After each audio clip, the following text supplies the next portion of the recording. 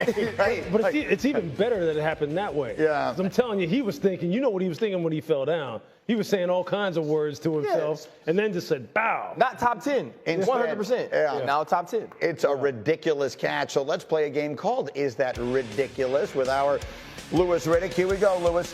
I got people, after watching what the Bears have done this offseason, beginning with the coach and all the offensive talent they've accumulated, I got people saying Caleb Williams is going to be an MVP candidate this season. Is that ridiculous? No, that's not ridiculous. Look, I think starting with Ben Johnson and then moving to the work that they did in free agency with fortifying the offensive line, adding to the weaponry at the wide receiver position. Look, Colston Loveland, the tight end from Michigan, is a star. He's an absolute star. Luther Burden, look, we kind of forgot about him in the pre-draft run-up. This guy is a stud, too. To go along with Rome Odunze already and DJ Moore, this team is loaded. Caleb has no excuses. And you know what? I don't think he's looking for any. I think this kid is going to light the world on fire this year and really, once again, have people debating him and Jaden Daniels again. Well, that's the interesting piece. See, that is a fascinating thing to say, and that's putting it out there and seeing what happens. Because my immediate reaction to this, I don't mean to skew towards the somewhat negative, but my immediate reaction was, okay, kid, now it's all you, right? Yeah, I mean, there are no. Last year they had every reason in the world why he didn't play well. Now he has every reason in the world to be the MVP of the league. But that's exactly what Caleb Williams wants. This kid's never shied away from the spotlight, from being a five-star to wanting to start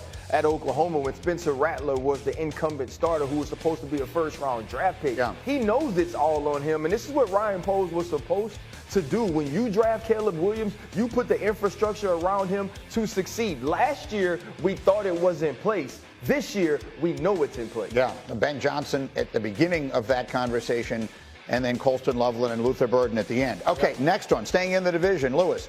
If I said J.J. McCarthy is going to lead the Vikings back to the playoffs this season, is that ridiculous? Not ridiculous at all. I'm a big-time believer in J.J. McCarthy. I'm a big-time believer in Kevin O'Connell. I'm a big-time believer in Josh McCown. And that triumvirate right there is enough for me to go ahead and say that J.J. McCarthy is going to be well on his way. As long as nothing goes wrong with that meniscus repair, I think he's going to be just fine. Look, they tried to fortify the interior of their offensive line in the draft with Donovan Jackson. They drafted the kid out of Maryland in the third round, Ty Felton.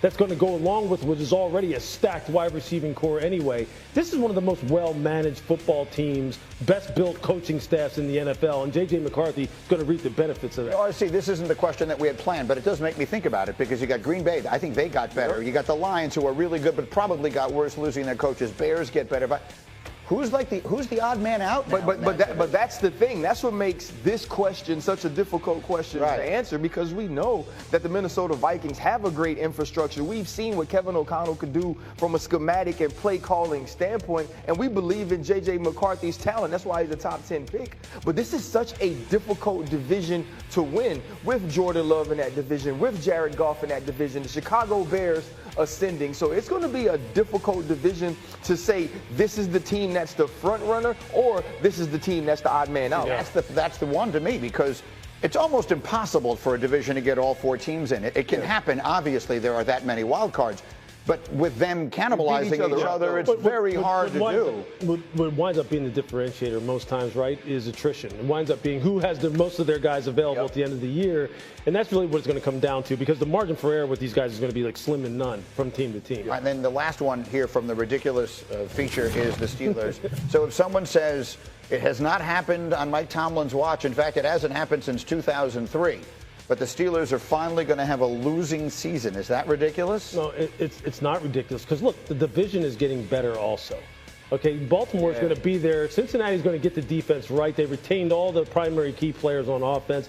In Cleveland, look, for as much as I disagree with some of the things that they do, with a lot of the things they do in Cleveland, they had a hell of a draft this year. And if they get their quarterback situation at least stabilized, they're going to be right there, too. And you know they give the Steelers a lot of problems. Yep. Okay? So now with Pittsburgh, what's happened there? How have they necessarily leveled up this football, in particular on the offensive side of the ball? Well, maybe the offensive line will be healthier this year.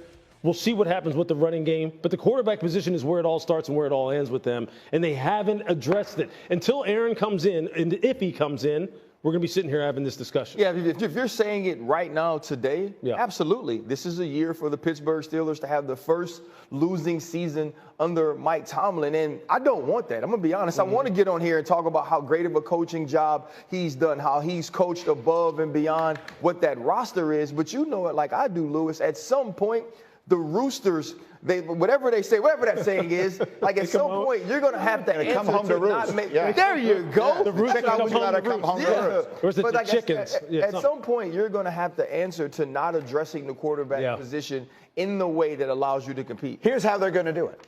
Aaron Rodgers, the last minute, is just going to come wheeling in the same way that we sometimes will just wheel people in the way we're wheeling in Joe Fortenbaugh. This is nice. They're just going to wheel in Aaron Rodgers, and Rodgers, I'm telling you right now, is going to wind up playing better than people are suggesting. This dude stays on TV now. Here's what, that's Brandon. We don't do this on ESPN too, by the way. This is classy treatment. You got some lifesavers, Brandon? Here's inside joke. Here's what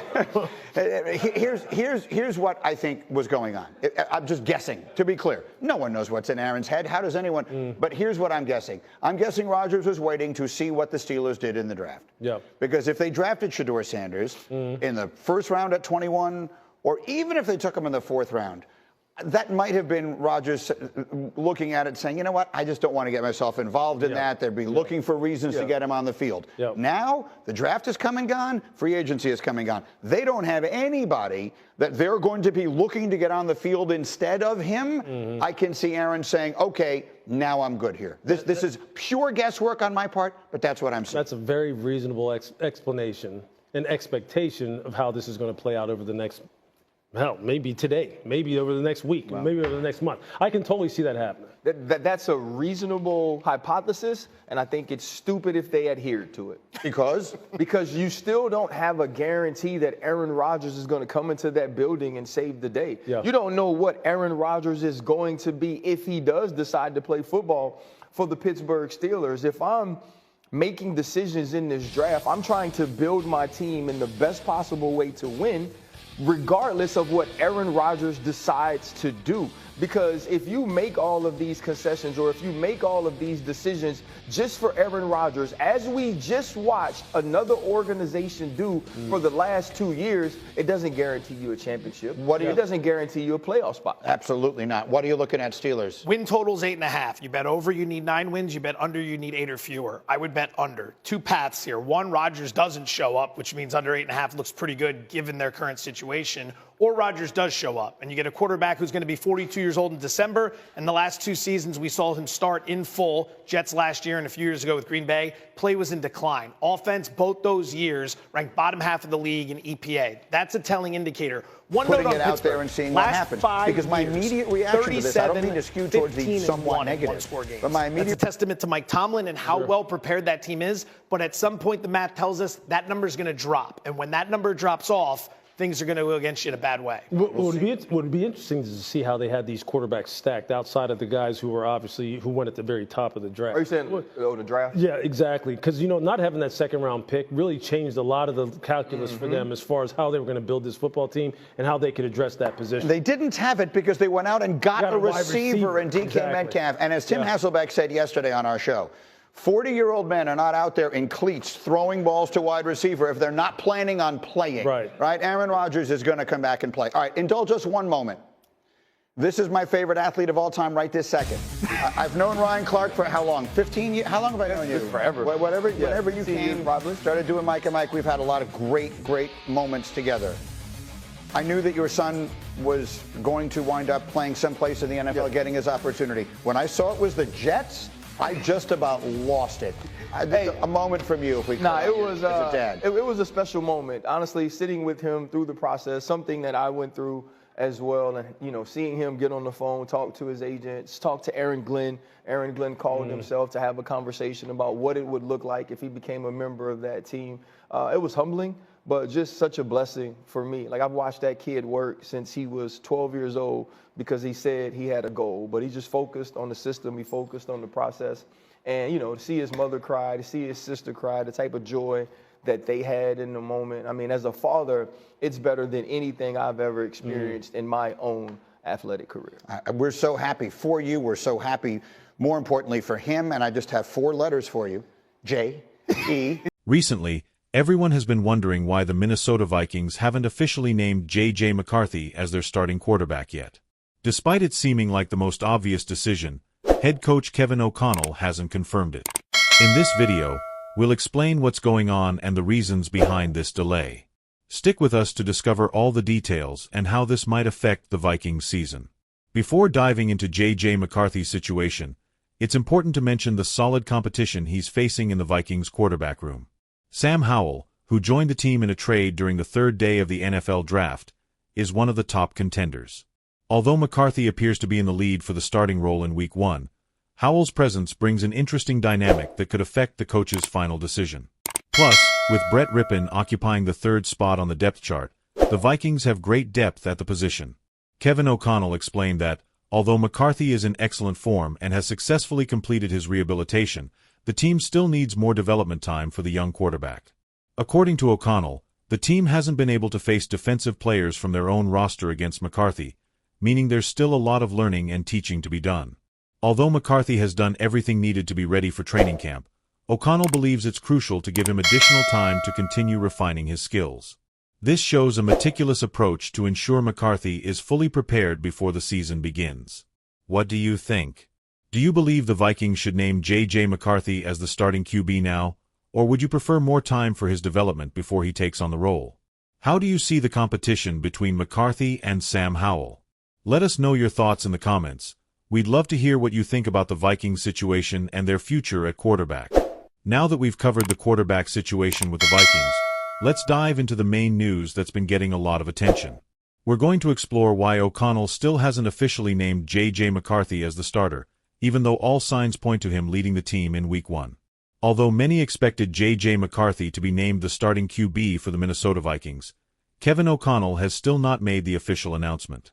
In a recent interview, O'Connell explained that the main reason for not naming McCarthy as the starter is that the team still needs time to continue developing the young quarterback.